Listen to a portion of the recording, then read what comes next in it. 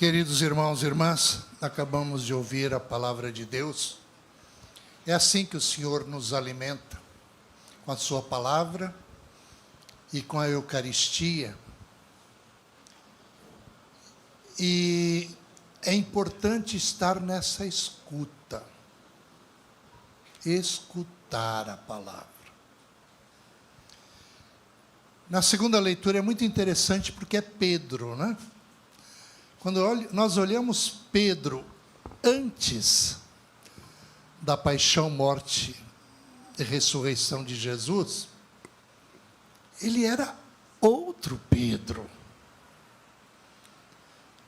onde poderíamos dizer assim, um pouco limitado, com certa dificuldade de entender a linguagem transcendente de Jesus, um pouquinho afobado, em alguns momentos um pavio curto, mas devido ao medo também negou o Senhor.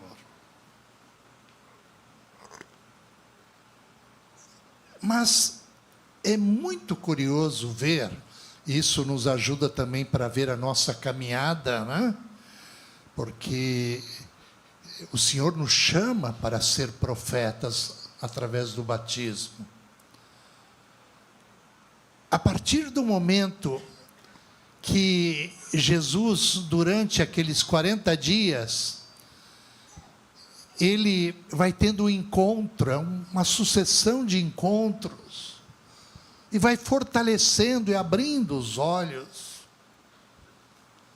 até chegar Pentecostes. E depois de Pentecostes, ninguém mais segura Pedro. É um homem transformado, é um homem novo. Por isso que Apocalipse 21, ele fala, Deus faz novas todas as coisas. Com certeza aconteceu também na sua vida, estamos em processo também. O importante é verificar, quando nós contemplamos Pedro, em que fase que nós estamos. Mas a partir de Pentecoste, e veja uma leitura tão linda, onde se apresenta a questão da figura do profetismo, a questão de tomar posse do Espírito Santo de Deus. Esse Deus que Ele nos vem e nos chama, como na primeira leitura, é tão lindo ver como Deus, em toda a história da salvação, Ele chamou homens para ser amigos e santos. Por isso Deus, Ele vem também e unge os lábios do profeta. E nós acabamos de ouvir esse evangelho tão lindo, que dá muitas informações. A origem de Zacarias, de Isabel, dá informação que ela é estéril. Ele é o sacerdote, foi escolhido dentro da sua turma. Ele tem um encontro com um anjo, e fica com temor, fica com medo. Mas tem um detalhe, em dois momentos, nesses versículos, nós podemos ver que o texto diz que eles eram justos. Quando nós encontramos no Antigo e Novo Testamento a palavra justo, quer dizer santos. A santidade, a verdadeira justiça. Por isso, quando nós ouvimos as testemunhas dentro de um processo, chega um dado momento onde a gente pergunta sobre a justiça. A justiça do candidato, dentro daquele que ele viveu, dentro dos preceitos evangélicos, com Deus e com os homens. E aí você vai, pouco a pouco, percebendo se aquele candidato a uma beatificação, canonização, ele realmente viveu tudo aquilo nas virtudes heróicas. E Isabel e Zacarias eram justos. O anjo que veio ao seu encontro é o mesmo que tem o encontro com Maria. Zacarias era um sacerdote, conhecia profundamente a Torá. Se ele foi escolhido é porque ele conhecia muito bem a liturgia. Ele tinha domínio. Maria era uma jovem adolescente ainda, nem 20 anos. Também foi filha de pais estéreis. Mas é interessante ver que Joaquim e Ana formaram Maria na palavra. Olhem a iconografia de Joaquim e Ana. Uma boa parte, Santana sentada, com o livro, e Maria mergulhada na palavra. Ou, muitas vezes, Santana sentada, Joaquim atrás, mas Joaquim trazia a Torá, a palavra, e Maria foi formada na palavra para gerar a palavra. Então é interessante ver assim, uma menina e um sacerdote. Quando nós olhamos, quem foi mais maduro no seu sim, naquele momento do chamado? Maria. Por isso a maturidade humana, psicológica, espiritual é muito relativo. Durante esses dias eu tive muitas entrevistas, documentários, porque agora Carlos Acuti, Helena Guerra, essas coisas todas, né? E me perguntavam, mas por que uma criança, como é que a gente pode dizer como Jacinta, Francisco e Lúcia tiveram tanta maturidade de tudo que Nossa Senhora mostrou? Porque é relativo. E essas crianças ainda, até Francisco, estavam naquilo que nós chamamos de idade mística dos nossos pequenos. A gente vê esses pequenos aqui, ontem tinha um que veio me filmando desde lá e veio vindo. Deixa ele fazer isso, porque ele está na idade mística. Nós não entendemos, mas muitas vezes essas crianças, esses meninos, estão fazendo uma experiência profunda de Deus. Mas é curioso que tanto Zacarias como Maria ficaram com medo. E o anjo falou praticamente as mesmas palavras. Não tenhais medo, para Zacarias, como também disse a Maria, não tenhais medo. Quais são os teus medos? Por que você não avança na fé? Nesse projeto tão lindo da comunidade de evangelizar como profeta. Veja como Pedro vai terminando a sua carta, falando sobre o Espírito Santo, sobre o profetismo. E é interessante de ver que João Batista, o tempo todo, ele é confundido com a figura de Elias. E se nós queremos realmente viver bem o nosso carisma, a nossa espiritualidade, nós temos que ter aquilo que nós ouvimos ainda há pouco, nós temos que ter um pouco de Elias e João Batista. Por isso que Elias no Antigo Testamento é o protótipo da vida consagrada.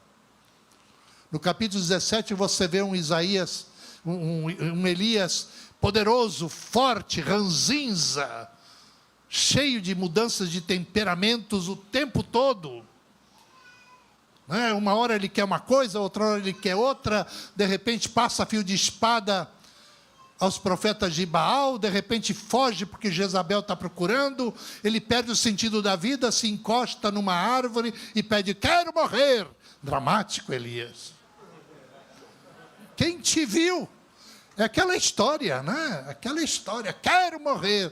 E Deus envia o anjo, ele dá pão e água, ele continua dormindo.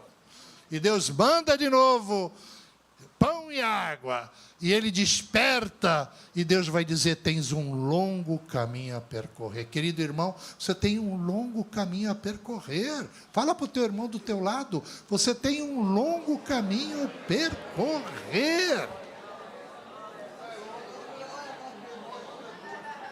Porque você tem que subir até o Monte Horebe. A tua comunidade aqui é o Monte Horebe, figurativo.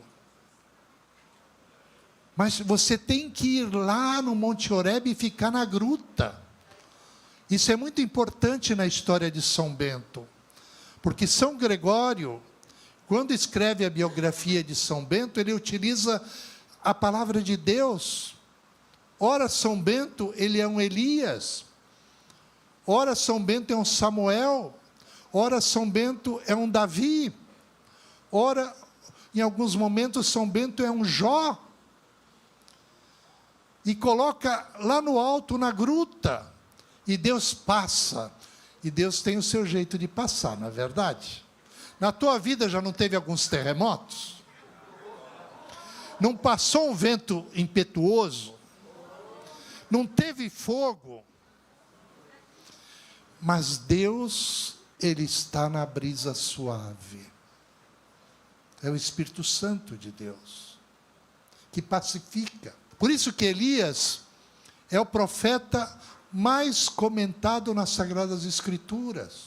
São quase 72 citações sobre Elias. E a figura de João Batista é muito belo, porque João Batista é um consagrado. Nós ouvimos no texto ali, tanto na primeira leitura, como também no Evangelho, onde o profeta, ele é um consagrado. Portanto, você é um profeta, você está a serviço da igreja. Mas há necessidade de nós levarmos essa alegria. São Bento, ele amava tanto João Batista, que quando ele chegou em Subiaco, era uma região pagã, e ele logo constrói a capela dedicada a quem? A João Batista. Ele sai de Subiaco, vai para Monte Cassino, também um território pagão. O que ele constrói? A João Batista. Por isso que São Gregório coloca São Bento no alto da gruta, para lembrar que ele é um Elias, ele é um João Batista. A própria iconografia de São Bento tem muitos elementos do capítulo 17 ao capítulo 19 de 1 Reis.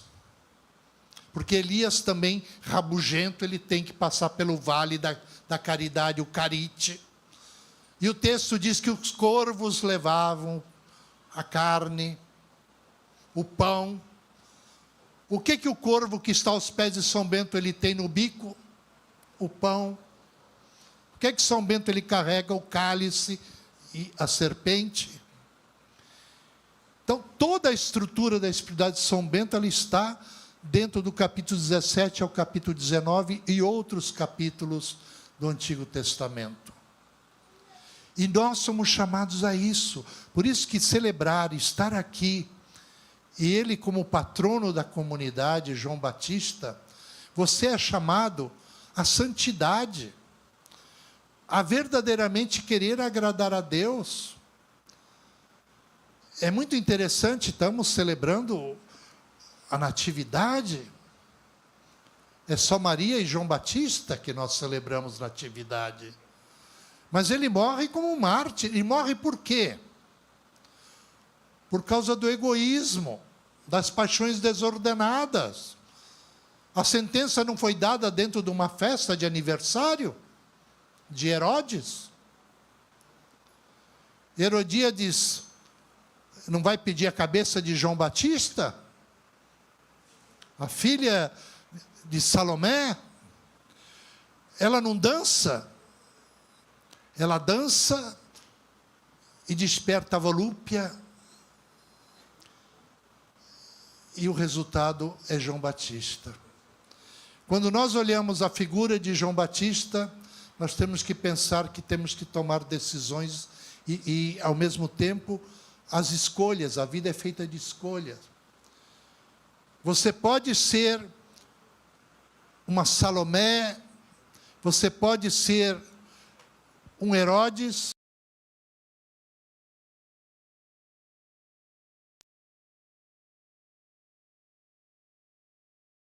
deu a palavra de dar a metade, porque a menina dançou e agradou.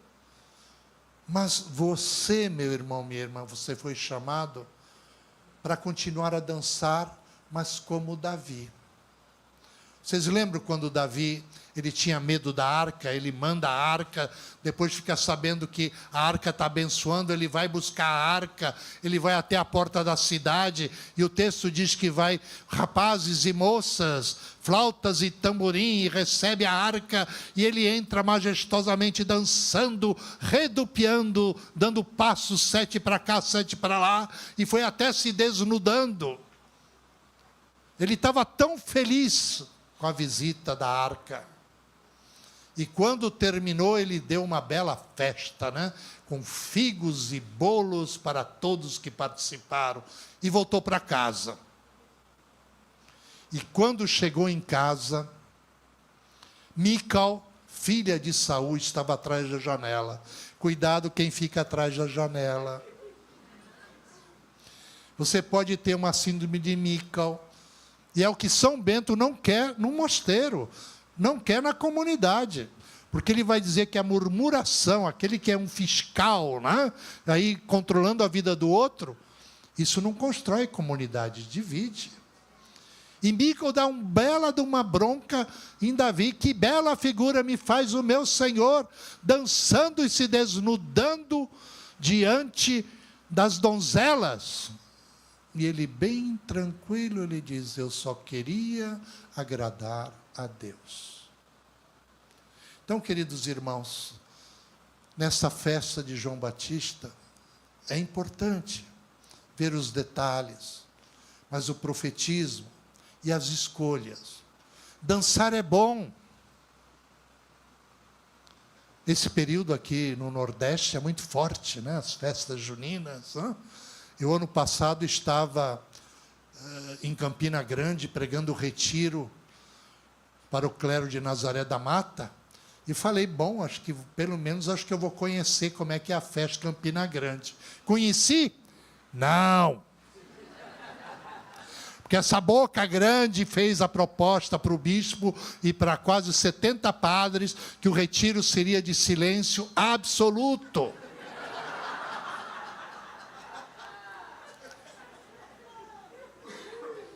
Que ninguém podia sair com o carro, porque padre às vezes vai fazer retiro, mas foge à noite com o carro.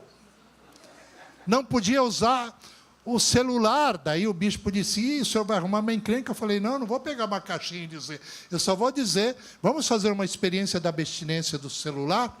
Foi um dos retiros mais belos, porque o silêncio foi tanto que os franciscanos, coitados, estão acostumados com o clero diocesano, que não é de fazer muito silêncio nos retiros, né?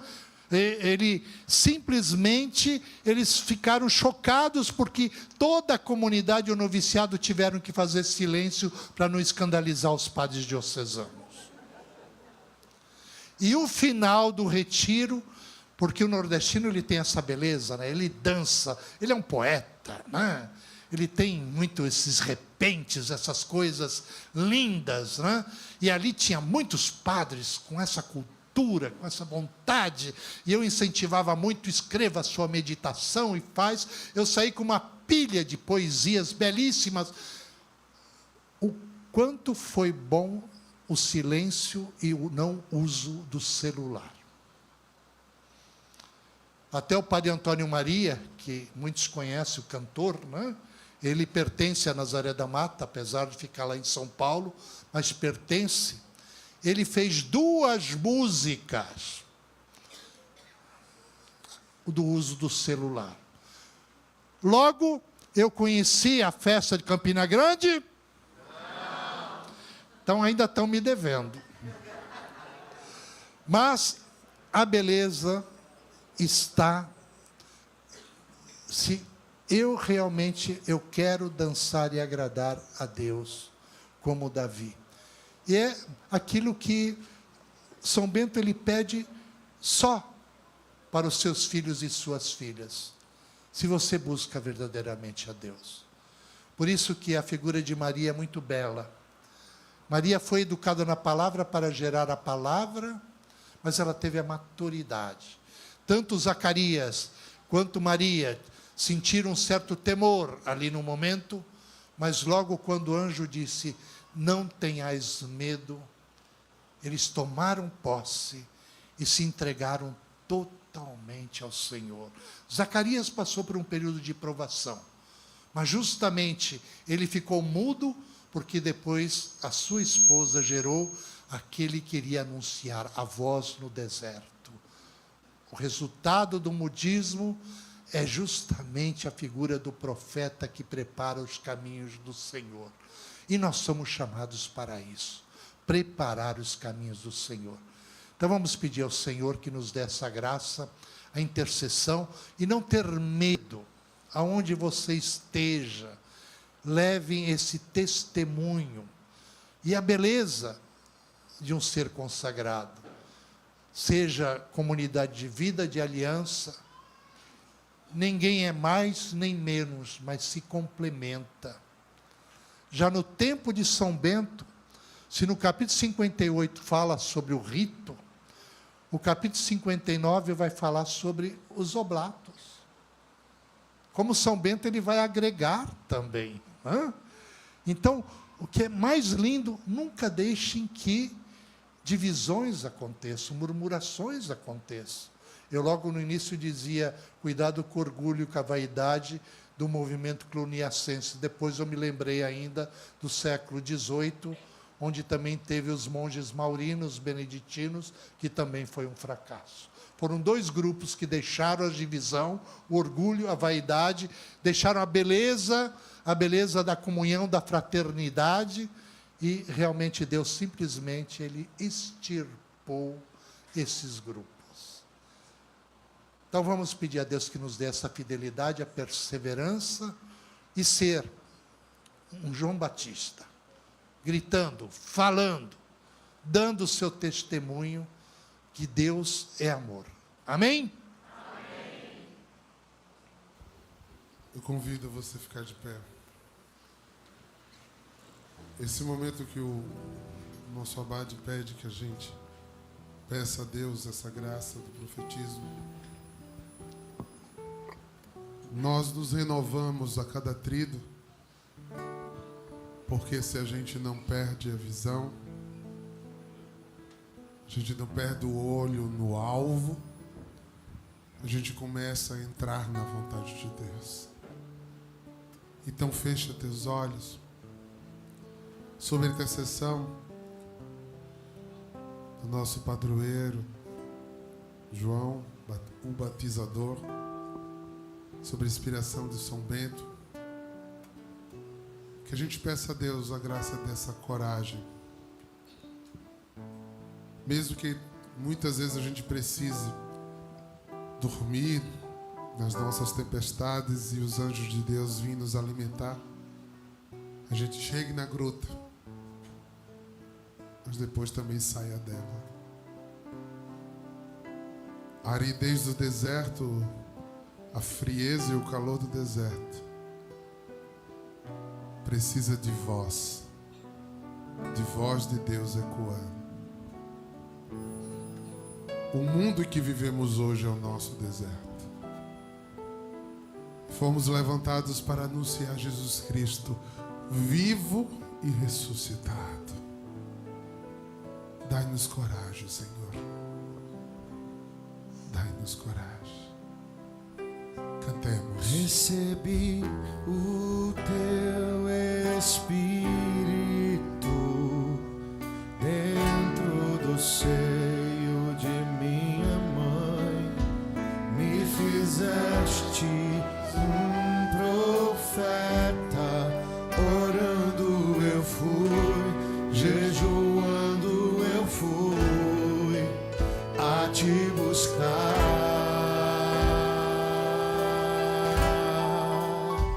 E o Senhor me pediu, rebaixe as montanhas para se chegar, retome o caminho de Deus, clame no deserto para que eles escutem. Renove sua missão, sua aliança e diga: eu fiz o que mandaste, Senhor.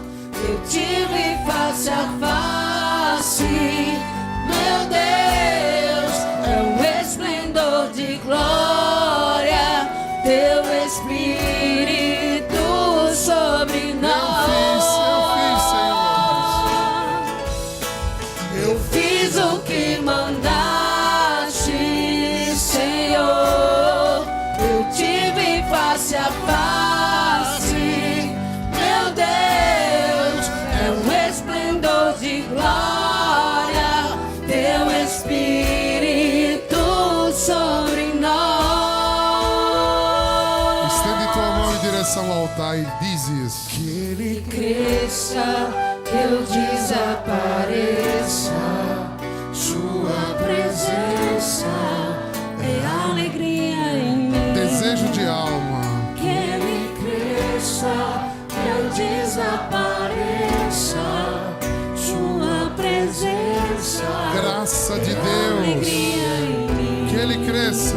Que ele cresça, eu desapareça. Derrama, Espírito Santo, os dons. Sua presença Dons da é fortaleza. alegria em mim. Que ele cresça. Que ele cresça, eu desapareça. Sua presença é alegria em mim. Andala Maria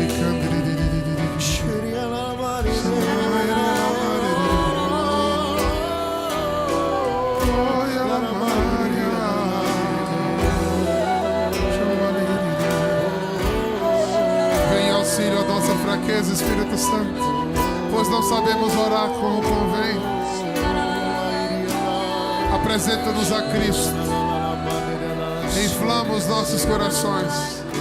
Dai-nos coragem de enfrentar os obstáculos para que Cristo seja anunciado. Pela intercessão de São João Batista, de São Bento, da nossa mãe da promessa.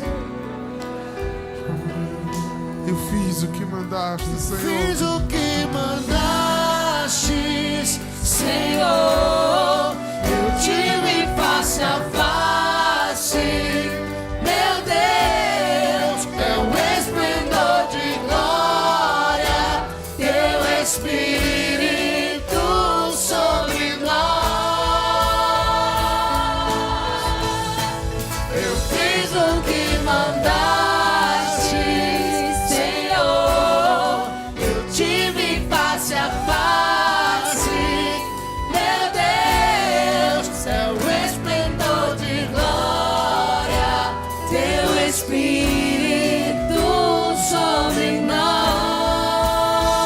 nós. E agora com a mão no coração. Que ele cresça E eu desapareço. tua presença é alegria. Que ele cresça, eu desapareça, sua presença é alegria em mim. Só as vozes. Que ele cresça, eu desapareça, sua presença é alegria em mim. É alegria em mim. Ó São João Batista, Tu que fostes escolhido para ser cheio do Espírito Santo no ventre de tua mãe, intercede por nós para que a graça desse mesmo Espírito infunda em nossos corações a coragem de viver e anunciar o Evangelho do Cristo Jesus. Ó vós que clamaste no deserto, apresentai ao Pai as nossas necessidades mais urgentes, a fim de que a vontade de Deus aconteça sobre nossas vidas e nossa comunidade. Rogai por nós, ó glorioso profeta, para que pelos méritos da sua intrepidez permaneçamos firmes ao chamado do Senhor Amém.